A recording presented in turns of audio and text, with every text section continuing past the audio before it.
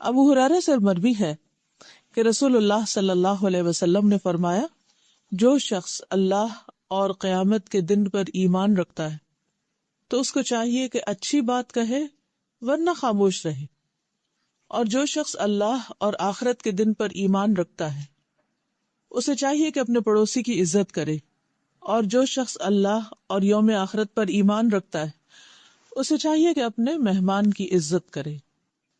اس حدیث سے پتہ ہی چلتا ہے کہ ایمان کیا ہوتا ہے اور ایمان کے تقاضے کیا ہوتے ہیں۔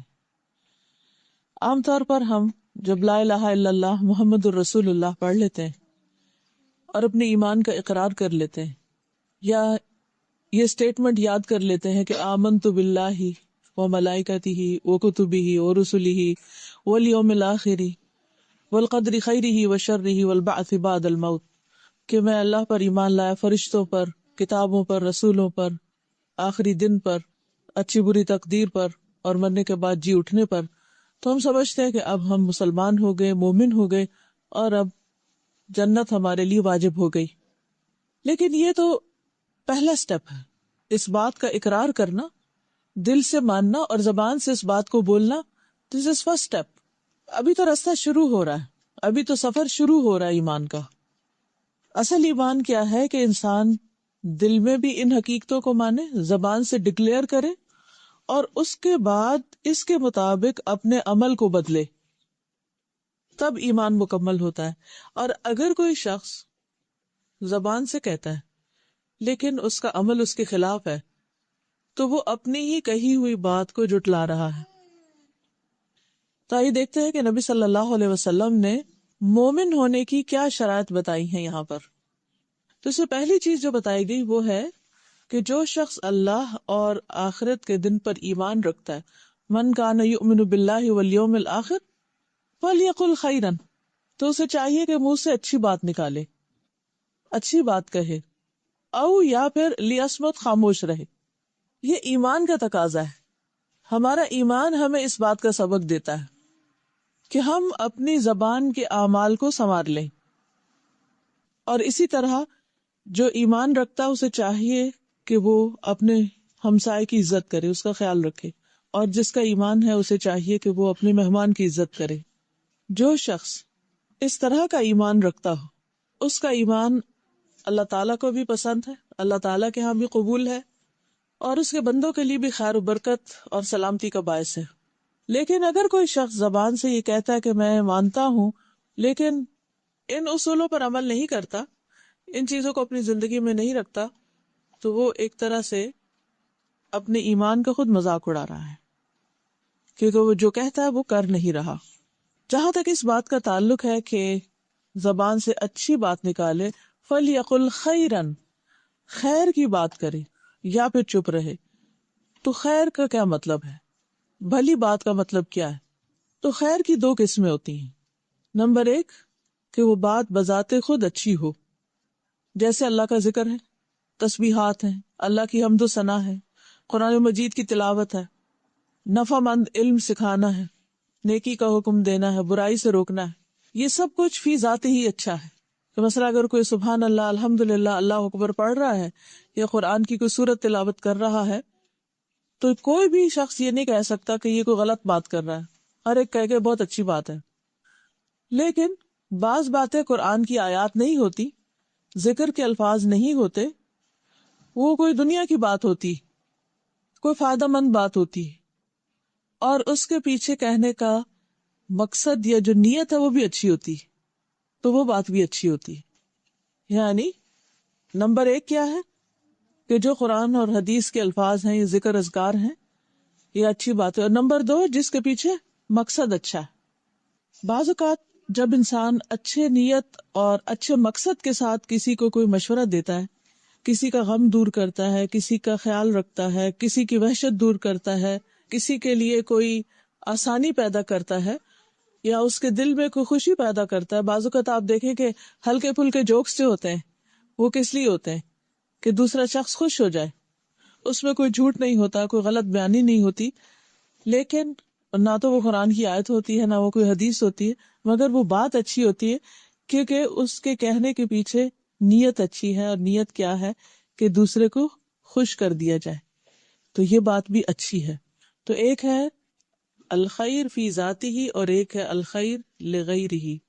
رسول اللہ صلی اللہ علیہ وسلم نے فرمایا کسی کو نیکی کرتے وقت معمولی نہیں سمجھنا چاہیے، خواہ اپنے مسلمان بھائی کو کھلے دل سے ملنا، کھلی پیشانی کے ساتھ ملنا، کشادہ چہرے کے ساتھ یعنی اسمائل کرتے ہوئے، اور خواہ کسی تنہا انسان کی گھبراہٹ اس کے ساتھ رہ کر دور کرنا، تو یہ بھی خیر کی بات ہے۔ مثلا بعض اوقات کسی کا کوئی عزیز پیارا دوست رشتہ دار قریبی رشتوں میں سے کسی کا شوہر یا بیٹا یا کوئی بہن بھائی اس کا فوت ہو جاتا ہے، تو اس کے بعد وہ بہت غم کا شکار ہو جاتا ہے انسان، یا ڈپریشن میں جانے لگتا ہے یا تنہائی کا شکار ہو جاتا ہے۔ بعض بہت عزیز پیارے رشتے جب دنیا سے چلے جاتے ہیں تو آپ نے دیکھا ہوگا یہاں بھی بہت سے لوگ بالکل اکیلے ہو جاتے ہیں، ہسبینڈ وائف رہ رہے ہیں، کوئی ایک چلا گیا تو ایک رہ گیا پیچھے، اب بچے اپنی اپنی زندگی میں ہیں، اب ماں باپ کا دل ہوتا ہے کہ جہاں ان کی اپنے آرام کی جگہ وہیں پر رہے، اور بچوں کا کیا دل چاہتا ہے کہ جو ان کی کنوینئنس کی جگہ ہے وہ اس میں رہیں، تو زندگی بہت مشکل ہو جاتی ہے بعض اوقات۔ اسی طرح کئی دفعہ تو اپنے رشتہ دار ہوتے ہیں، جان پہچان کے لوگ ہوتے ہیں، کئی دفعہ غیر ہوتے ہیں، اور کئی دفعہ نان مسلم ہوتے ہیں۔ اب مثلاً آپ کو یہ معلوم ہے کہ آپ کے نیبر میں کوئی نان مسلم ہے، کوئی خاتون ہے، اکیلی ہیں، کوئی ان کے بچے نہیں، کوئی ان کے عزیز رشتہ دار نہیں، یہاں کوئی ان کا خیال رکھنے والا نہیں، تو اگر آپ اپنے وقت کا کچھ حصہ نکال کے ان کی خیر خبر معلوم کر لیتے ہیں، ان کے پاس جا کر کوئی بات کر دیتے ہیں، ان کی کوئی مدد کر دیتے ہیں، تو یہ ساری چیزیں خیر کی شمار ہوگی۔ خیر کا دائرہ بہت وسیع ہے، ضروری نہیں کہ وہ صرف مسلمان کے ساتھ ہو، خیر کسی کے ساتھ بھی کی جا سکتی، کوئی بھی لیونگ بینگ جو ہے اس کے ساتھ اچھا سلوک کرنا وہ خیر میں شامل ہو جاتا ہے۔ پھر اسی طرح جب پڑوسی کی بات آتی ہے، نیبرز کی بات آتی ہے، تو اس میں وہ نیبر بھی شامل ہیں جو پرماننٹلی آپ کے ساتھ رہ رہے ہیں، وہ نیبر بھی شامل ہوتے ہیں جو آپ کے پاس تھوڑی دیر کے لیے بیٹھتے ہیں۔ مثلا اگر آپ جو لوگ آپ سے چیئرز پہ بیٹھے ہیں تو ان میں سے ہر ایک بیٹھنے والا دوسرے کا نیبر بن رہا ہے، جار بالجنب، پہلو کا ساتھی، کمپینین۔ آپ مثلا بس میں ٹریول کر رہے ہیں، گاڑی میں جا رہے ہیں، کہیں جا رہے ہیں، کوئی شخص جو آپ کے ساتھ بیٹھا ہے وہ سب اسی میں آ جاتے ہیں، وہ آپ کے نیبرز بن جاتے ہیں تھوڑی دیر کے لیے، اور کچھ لوگ زیادہ دیر کے لیے۔ تو یہاں پر کیا کہا جا رہا ہے کہ اس کی عزت کرو، اس کا احترام کرو، یعنی جب کبھی بات چیت کرنی پڑے، کوئی معاملہ کرنا پڑے، تو اس میں روڈنس نہ ہو، اس میں احترام کا معاملہ ہو، اچھا معاملہ ہو، خیر کا معاملہ ہو۔ اب ہوتا یہ کہ بہت دفعہ انسان کو جب انسانوں کے ساتھ واسطہ پڑتا ہے تو ضروری نہیں ہوتا کہ ہر چیز میں 100% دو لوگ اتفاق کریں، کیونکہ اللہ تعالیٰ نے ہر ایک کی عقل سمجھ مختلف رکھی ہے، اس لیے ہر ایک کا انداز سوچنے کا، کام کرنے کا مختلف ہوتا ہے۔ تو بہت دفعہ ایسا بھی ہوتا ہے کہ جب کوئی شخص ہماری سوچ سے مختلف کا ہوتا ہے یا اختلاف رائے ہوتا ہے بعض اوقات، تو اس میں ہم دوسرے کے نقطہ نظر کو سمجھتے نہیں یا پھر اس کو پازیٹیولی نہیں لیتے، جس کے نتیجے میں اختلاف بڑھتا ہے۔ جب اختلاف بڑھتا ہے تو بعض اوقات احترام کی حدیں پامال ہو جاتی۔ تو ہر مسلمان پر لازم ہے کہ وہ دوسرے مسلمان کا احترام کرے، اس کے ساتھ ڈیسنٹ رویہ اختیار کرے، غصے کا شکار نہ ہو، کیونکہ غصہ شیطان کی طرف سے ہوتا ہے اور شیطان انسان کا دشمن ہے، اور شیطان کیا چاہتا ہے کہ لوگوں کے تعلقات آپس میں خراب رہے۔ اسی لیے اللہ سبحانہ وتعالیٰ قرآن مجید میں ہمیں کیا حکم دیتے ہیں؟ قُلْ لِعِبَادِي يَقُولُوا الَّتِي هِيَ أَحْسَنُ إِنَّ الشَّيْطَانَ يَنزَغُ بَيْنَكُمْ، قل کہہ دیجئے لعبادی میرے بندوں کو، یقولو وہ کہیں، التی ہی احسن وہ بات جو اچھی ہو، یعنی جب بات کریں تو اچھی بات کریں۔ کیوں؟ اس لیے کہ ان الشیطان ینزغ بینکم، شیطان تمہارے درمیان پھوٹ ڈلواتا ہے، اور اس پھوٹ کا آغاز کہاں سے ہوتا ہے؟ ایک دوسرے کو رسپیکٹ نہ دینے سے، ایک دوسرے کے ساتھ اچھی طرح بات نہ کرنے سے۔ تو اس لیے یہ معمولی بات نہیں، یہ ایمان کا تقاضا ہے۔ اگر ہم اچھی طرح بات نہیں کریں گے، احترام نہیں دیں گے، تو اس سے ایمان میں خلل واقع ہو جائے گا، جڑیں ہل جائیں، بنیادیں ہل جائیں گی۔ اب آپ دیکھیے کہ ایک شخص اللہ کے سامنے جا کر کھڑا ہوتا ہے اور ایک ناقص ایمان کے ساتھ، تو اس کی کیا ویلیو ہوگی، کیا قدر و قیمت ہوگی. پھر اسی طرح جب پڑوسی کا احترام ہے تو صرف بات کے ساتھ احترام نہیں، بلکہ اس کی ضروریات کا خیال رکھنا اور اس کے ساتھ اچھا سلوک کرنا موقع کی مناسبت سے. اور پھر فَلْيُكْرِمْ ضَيْفَهُ، مہمان کی عزت کرنا. یعنی خواہ کوئی آپ کے گھر میں مہمان ٹھہرا ہوا ہے یا ویسے آپ کے علاقے میں کوئی مسافر ہے، اجنبی ہے، کوئی مسجد میں آ کے ٹھہرا ہے یا کسی بھی طرح، یعنی کوئی بھی ایسا شخص جو کسی جگہ کا پرماننٹ ریزیڈنٹ نہ ہو، مسلسل وہاں رہنے کے لیے نہ ہو، اس کا گھر وہاں نہ ہو، تو ایسا شخص جو ہے وہ مہمان کے زمرے میں آتا ہے. عام طور پر یہ ہوتا ہے کہ مہمان اگر رشتہ دار ہو تو لوگ رشتہ داری کا حق سمجھ کے اس کے ساتھ اچھا سلوک کرتے ہیں، لیکن بعض اوقات مہمان رشتہ دار نہیں ہوتا، کوئی دوست ہو سکتا ہے، کوئی جان پہچان کا شخص ہو سکتا ہے. اور بعض اوقات یہ بھی ہوتا ہے کہ نہ وہ رشتہ دار ہے نہ وہ دوست ہے، وہ جان پہچان کا بھی نہیں، اجنبی ہے. مثلاً آپ لوگ یہاں پر رہتے ہیں، کسی کے کوئی رشتہ دار پیچھے سے آتے ہیں، تو اب آپ کے رشتہ دار ہیں لیکن آپ کے نیبرز کے وہ رشتہ دار نہیں، آپ کے نیبرز ان کو نہیں پہچانتے یا ایک دوسرے کو نہیں جانتے. تو ایسے میں کیا ہوتا ہے کہ جو شخص دور سے آنے والا ہوتا ہے، کسی اور علاقے سے آنے والا ہوتا ہے، پھر وہ ایک وحشت سی محسوس کرتا ہے، گھبراہٹ محسوس کرتا ہے، بعض اوقات ان وانٹیڈ اور ان ویلکمنگ رویہ ہوتا ہے. تو یہ چیز مسافر کو تکلیف دیتی ہے یا انسان اس کو توجہ نہیں دیتا. اب مسئلہ آپ دیکھیے، جیسے کسی شادی میں، کسی فنکشن میں آپ لوگ اکٹھے ہوتے ہیں تو عموماً کیا ہوتا ہے کہ سب لوگ ان کو اچھی طرح مل رہے ہوتے ہیں جو جان پہچان کے ہوتے ہیں، اس میں گلے لگ رہے ہوتے ہیں اور ویلکم کر رہے ہوتے ہیں اور ایک دوسرے کو پوچھ رہے ہوتے ہیں. لیکن جو ان نون شخص ہوتا ہے، اجنبی شخص ہوتا ہے، اس کو دور سے دیکھتے ہیں اور اس چل پڑتے ہیں، یعنی خود آگے بڑھ کر اس کو کوئی سلام نہیں کرتا. اسلام ہمیں کیا سکھاتا ہے کہ جو شخص آپ کے ساتھ اسلام کے رشتے میں بندھ گیا، وہ چاہے آپ اس کو جانتے ہو یا نہیں جانتے، اس کے ساتھ ملو جا، کہ ہر اس شخص کو سلام کرو جس کو تم جانتے ہو اور اس کو بھی کرو جس کو نہیں جانتے. انسانیت کے رشتے میں تمہارا تعلق ہے اس کے، اسلام کے رشتے میں اس کے ساتھ تمہارا تعلق ہے. اس لیے بہت ضروری ہے کہ انسان انسانی جذبات کو سمجھ کر معاملہ کرنے والا اور انسانوں کے ساتھ بہترین سلوک کرنے والا ہو. یہی ہمارے دین کی تعلیم ہے. نبی صلی اللہ علیہ وسلم کے پاس جب کوئی آتا تھا تو بعض اوقات کوئی جان پہچان کا نہیں ہوتا تھا، آپ صلی اللہ علیہ وسلم کبھی اپنے گھر اس کو مہمان کے طور پر لے جاتے، کبھی صحابہ میں سے کوئی لے جاتا. تو یہ شرط نہیں رکھی گئی کہ کوئی رشتہ دار یا واقف انسان ہی ہو. تو اس حدیث سے ہمیں بہت ہی خوبصورت اور کام کی باتیں پتہ چلتی. پہلی بات، خیر کے علاوہ خاموش رہنا واجب ہے. فضول باتوں پہ زبان نہ کھولی جائے، گالی گلوچ پہ زبان نہ کھولی جائے، بے مقصد باتیں نہ کی جائیں، کیونکہ زبان اللہ کی نعمتوں میں سے ایک بہت بڑی نعمت ہے جو انسان کو ملی ہے. اللہ تعالیٰ قرآن مجید میں فرماتے ہیں الرحمن علم القرآن خلق الانسان علمہ البیان. یہ ایک ایسی نعمت ہے جو جانوروں کو نہیں ملی ہے. ان کی آوازیں کتنی مبہم سی ہوتی ہیں جو سمجھ میں نہیں آتی. تو جب کوئی نعمت ملتی ہے تو پھر اس کا حق ادا کرنا بھی ضروری ہوتا ہے. اب آپ دیکھیے کہ 3 کیٹیگریز ہو گئی پھر بات کی، خیر، لغو اور شر. یعنی اچھی بات، بیچ پہ نیوٹرل بات، نہ اچھی ہے نہ بری ہے لیکن اس کا فائدہ کچھ نہیں. اور تیسری جو ہے شر ہے. تو ہمیں کیا کہا گیا؟ یہ نہیں کہا گیا کہ آپ اگر خیر نہیں تو لغو، ادھر ادھر کی باتیں کرے جاؤ کچھ نہ کچھ بولتے رہو. یہ نہیں کہا گیا، بلکہ جو کامیاب ہونے والے لوگ ہیں، جنت کے وارث، ان کی صفات جو سورۃ المؤمنون میں بتائی گئی ہیں وہ کیا؟ قد افلح المؤمنون الذین هم فی صلاتهم خاشعون والذین هم عن اللغو معرضون. کہ جو کامیاب ہونے والے مومن ہیں وہ فضول باتوں سے پرہیز کرتے ہیں، لغو سے یعنی بیکار. لغو وہ چیز ہوتی ہے جس کا نہ دنیا میں فائدہ نہ آخرت میں فائدہ، بیکار قسم کی باتیں.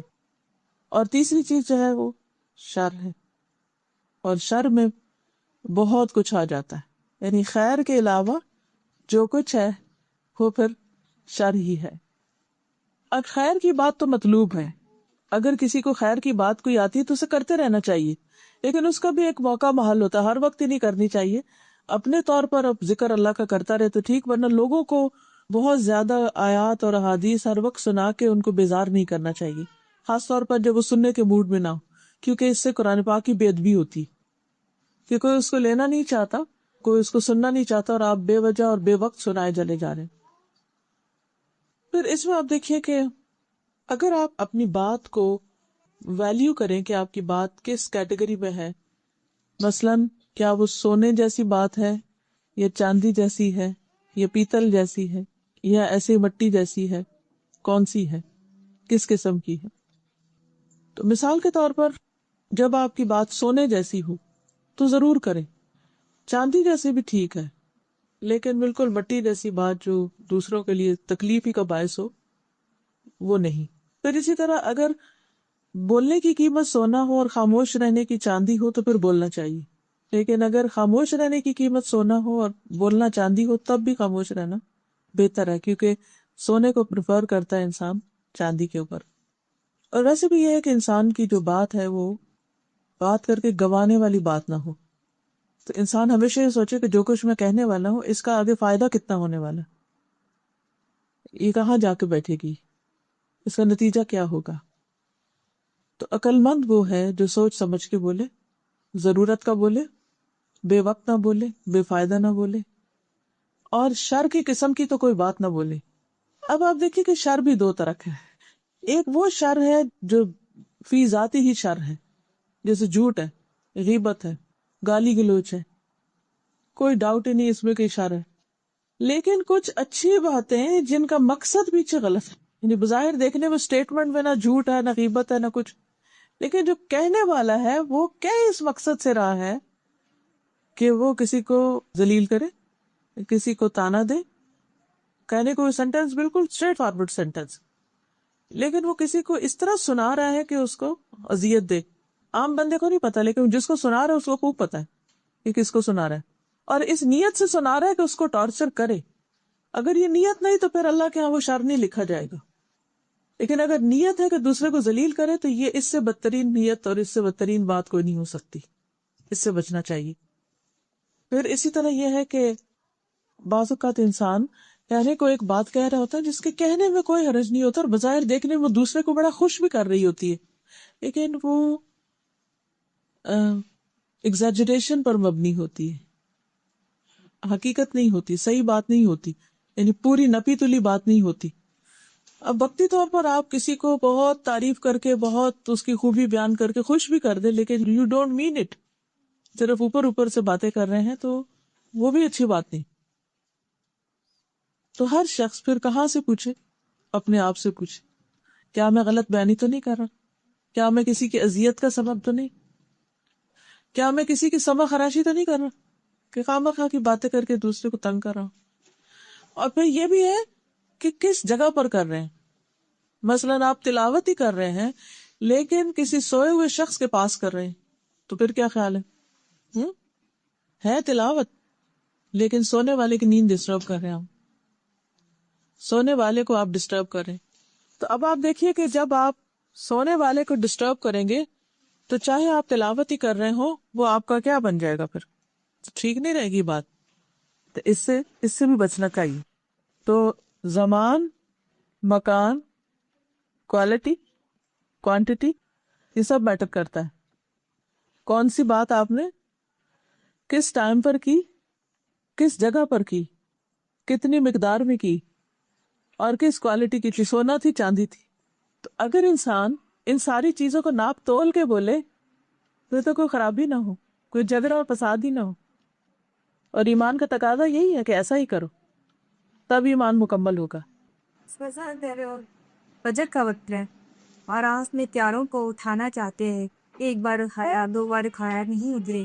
آپ نے اپنی فجر کی نماز پڑھ کے اس کے بعد تلاوت اس نیت سے شروع کر دی کہ ہلکی ہلکی آواز میں سنیں گے تو شاید۔ جی، تو ابھی میں نے عرض کیا نا کہ مقصد کیا ہے۔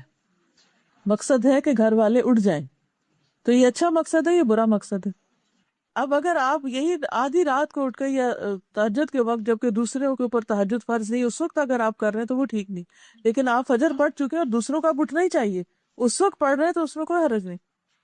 اب آپ اس کو خود بھی غور کیجئے دیکھیں میں نے آپ کو جو کرائٹیریا دیا نا، مکان، جگہ کون سی ہے، زمان، ٹائم کون سا ہے، وہی کام اگر ایک وقت میں کریں گے تو بہت ہی اچھا ہے، اور دوسرے وقت میں کریں گے تو وہی اچھا نہیں.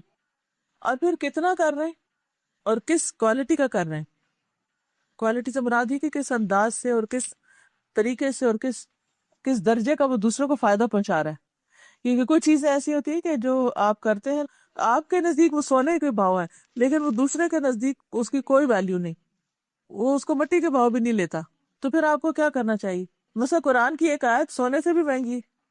ایک شخص وہ ہے کہ جو طلبگار ہے اس کا، اور ایک وہ ہے کہ اس کے اوپر مار ہے وہ. تو پھر ہمیں سوچ سمجھ کے اس کو استعمال کرنا چاہیے. رسول اللہ صلی اللہ علیہ وسلم نے فرمایا ہر آدمی کی انتہائی بابرکت اور انتہائی منحوس چیز اس کی زبان ہے. اسی زبان سے برکتیں آتی ہیں اور اسی زبان سے نحوستیں آتی ہیں. اسود کہتے ہیں کہ میں نے رسول اللہ صلی اللہ علیہ وسلم سے عرض کیا، یا رسول اللہ صلی اللہ علیہ وسلم مجھے کوئی وصیت فرمائیے. آپ نے فرمایا اپنے ہاتھ کو قابو میں رکھو، یعنی ہاتھ سے کسی کو تکلیف نہیں دو. میں نے کہا کہ اگر میرا ہاتھ قابو میں نہ رہے تو پھر کیا کروں؟ اگر میرا ہاتھ قابو میں نہ رہے تو پھر کیا چیز قابو میں رہ سکتی؟ آپ نے فرمایا زبان کو قابو میں رکھو، اس کا دروازہ بند کر دو. میں نے کہا اگر زبان قابو میں نہ رہے تو فرمایا پھر تم اپنے ہاتھ کو اچھے کام کے لیے بڑھاؤ اور اپنی زبان سے اچھی بات کرو. فَلْيَقُلْ خَيْرًا، چاہیے کہ اچھی بات کرے ورنہ چپ رہے. اب یہ جو باتیں تین طرح کی ہوتی ہیں، ایک خیر ہوتی ہے، ایک شر ہوتی ہے، اور ایک بیچ کی لغو ہوتی ہے. نہ وہ خیر ہوتی ہے نہ وہ شر ہوتی ہے، اس میں کوئی فائدہ نقصان کچھ بھی نہیں ہوتا، لیکن وہ بھی بیکار ہے. تو ہمیں اچھی بات کرنی چاہیے، اور اچھی بات جو ہے وہ یا فی ذاتی ہی اچھی ہوتی ہے یا لغیری ہی اچھی ہوتی. خیر لغیری ذات میں کیا ہے، جیسے قرآن اور ذکر اذکار وغیرہ، اور لغیری ہی کا مطلب ہے جس بات کے وہ بظاہر قرآن اور سنت کا لفظ یا آیت یا حدیث تو نہیں، لیکن کوئی اچھی بات ہے، لیکن اچھی نیت سے کہی گئی. اب کوئی بھی بات اگر اچھی نیت سے نہیں کہی گئی تو وہ اچھی نہیں ہوتی.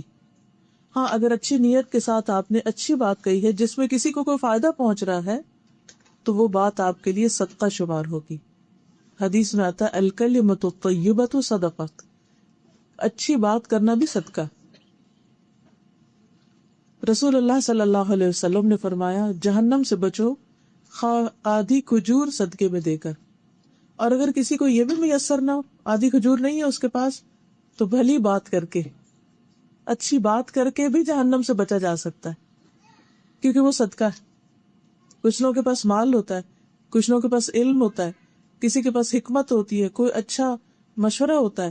تو جب آپ صحیح وقت میں صحیح جگہ پر صحیح بات کرتے ہیں اور اس سے دوسرے کو فائدہ پہنچ جاتا ہے، کسی کا غم دور ہو جاتا ہے، کسی کی پریشانی دور ہو جاتی ہے، کسی کو کوئی راہ مل جاتی ہے، تو اس سے اس شخص کو جو فائدہ پہنچے گا وہ سارا آپ کے حصے میں ثواب لکھ لیا جائے گا، کیونکہ آپ اس کا ذریعہ بنے، آپ اس کا سبب بنے.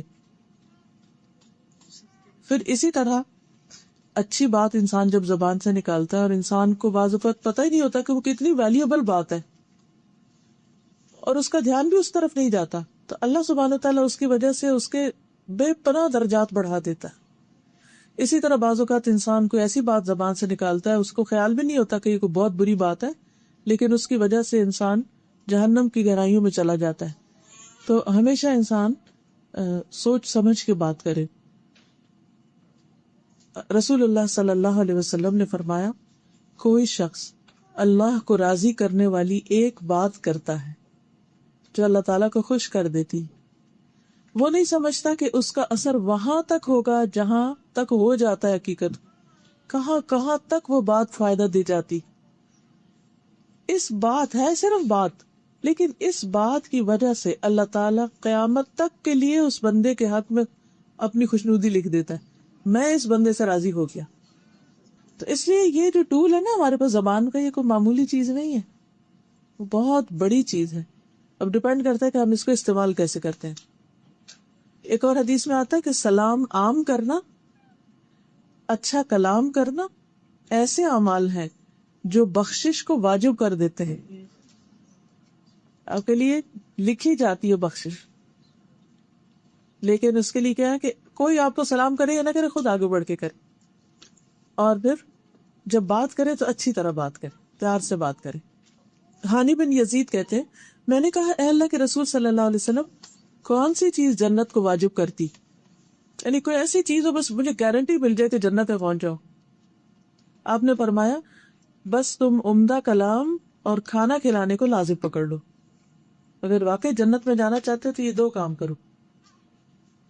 رسول اللہ صلی اللہ علیہ وسلم جب سب سے پہلے مدینہ میں تشریف لے گئے تو آپ نے جو پہلی تعلیم دی تھی جس کو سن کر عبداللہ بن سلام مسلمان ہو گئے تھے، وہ کیا تھی کہ لوگوں سلام پھیلاؤ، اچھی گفتگو کرو، رشتہ داریوں کو جوڑو، اور راتوں کو جب لوگ سو رہے ہوں تو تم قیام کرو، تم سلامتی کے ساتھ جنت میں چلے جاؤ گی.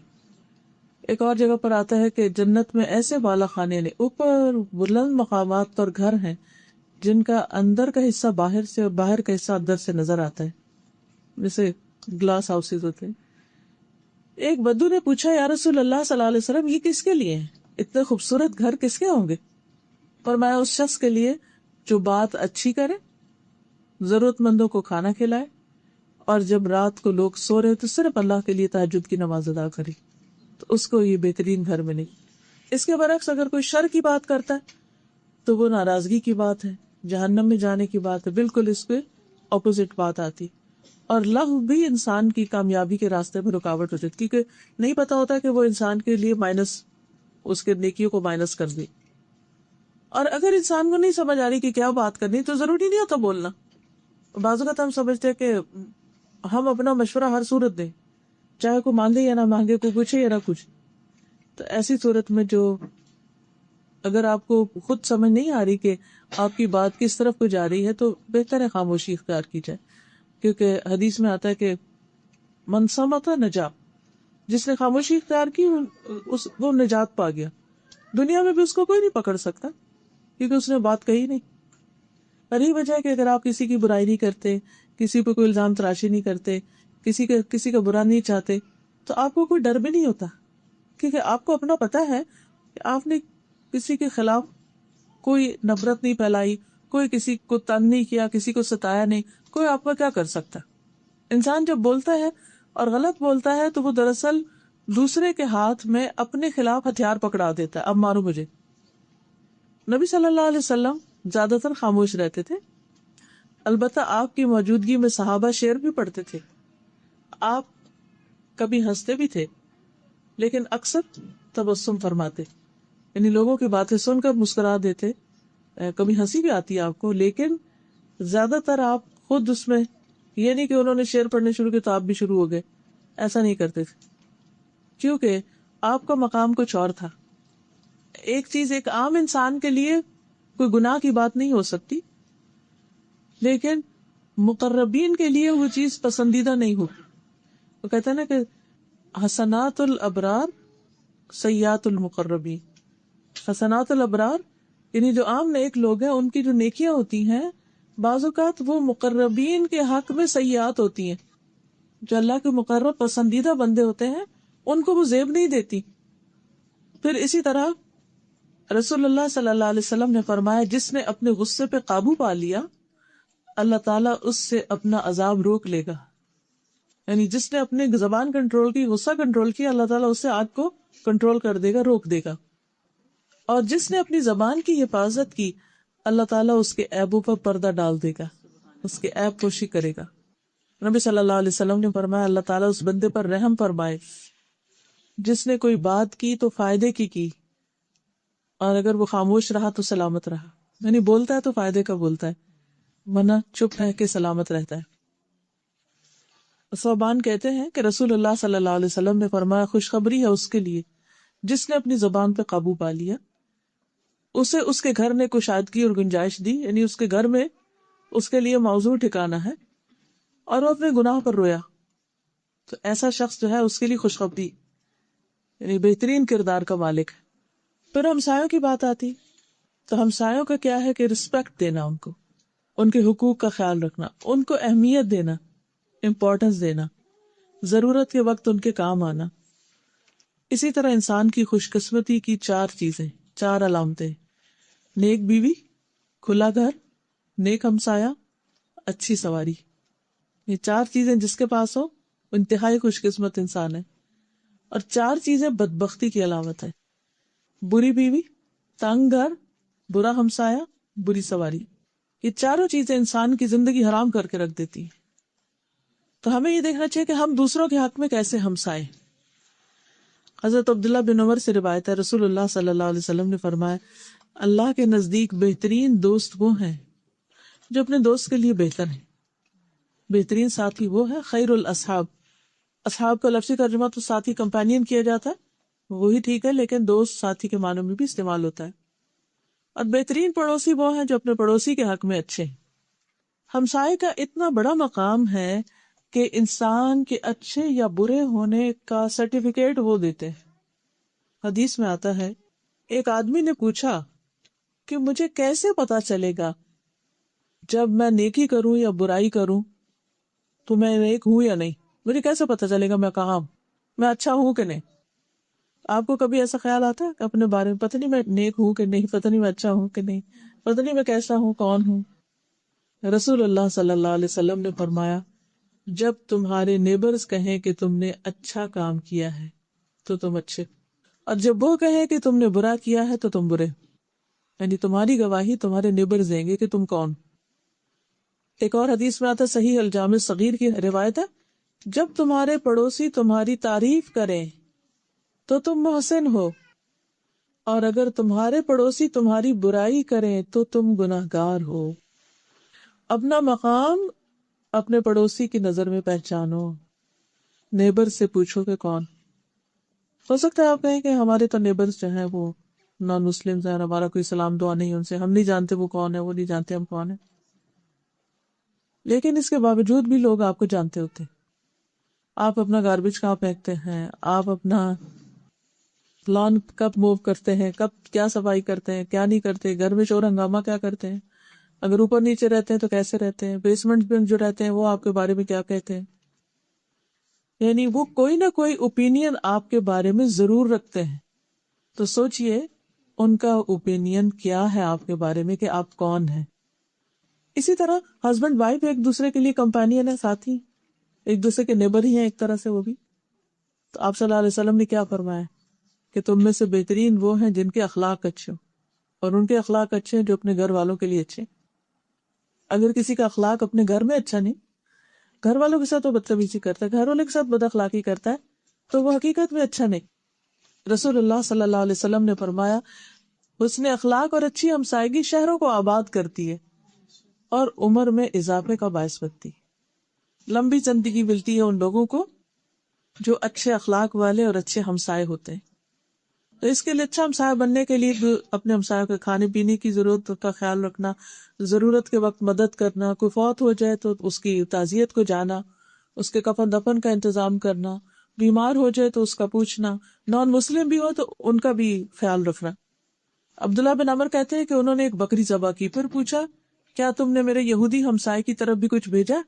کیونکہ میں نے رسول اللہ صلی اللہ علیہ وسلم سے سنا، آپ فرماتے تھے، جبریل مجھے ہمسائے کے بارے میں اتنی وصیت کرتے رہے کہ مجھے خیال ہوا کہ کہیں اس کو میرا وارث ہی نہ بنا دے۔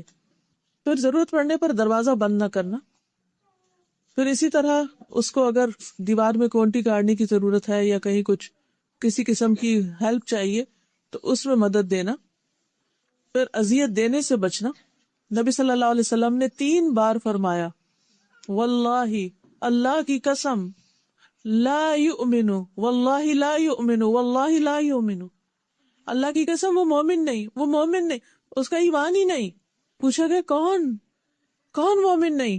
فرمایا جس کے شر سے اس کا پڑوسی محفوظ نہیں، جو اپنے نیبرز کو تکلیف دیتا ہے، وہ مومن ہی نہیں۔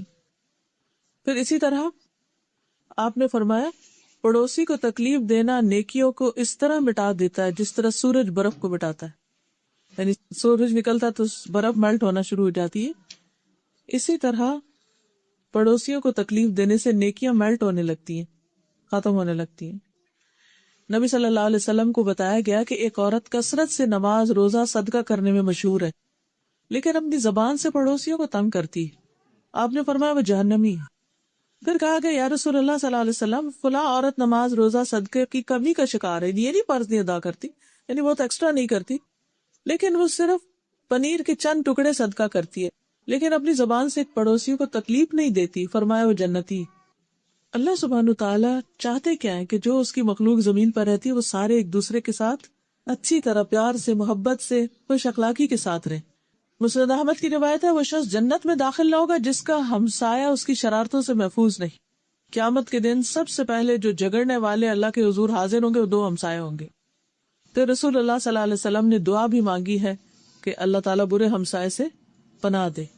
پھر مہمان نوازی آتی، بقدر استطاعت انسان اپنے مہمان کا خیال رکھے۔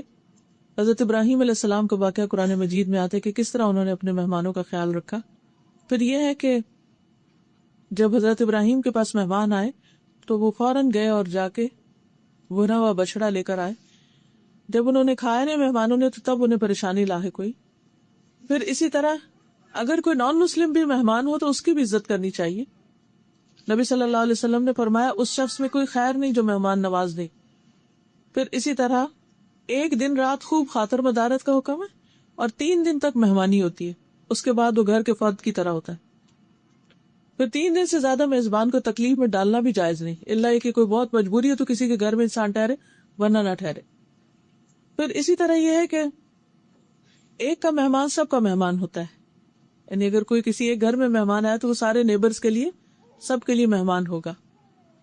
تکلف کی ممانعت کی گئی کیونکہ رسول اللہ صلی اللہ علیہ وسلم نے فرمایا نہینا عن التکلف، ہمیں تکلف سے روکا گیا ہے کیونکہ اس طرح دوسرے کا رہنا بھی مشکل ہو جاتا ہے اور دوسرا انکمفرٹیبل ہو جاتا ہے۔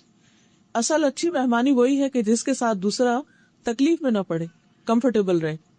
تو یہ چند باتیں مہمانی کے بارے میں ہیں اور ایمان کا تقاضا ہے۔